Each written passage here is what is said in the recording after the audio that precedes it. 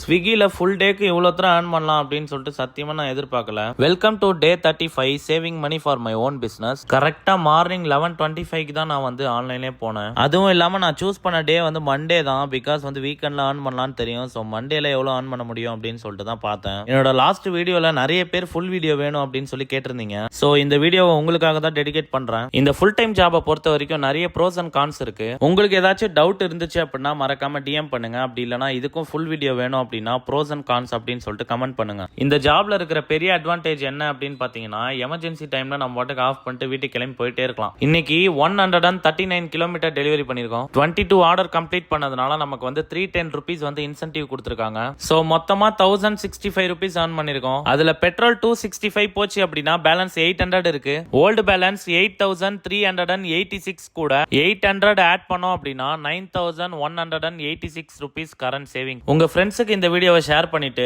அப்படியே நம்ம பேஜை ஃபாலோ பண்ணிக்கோங்க.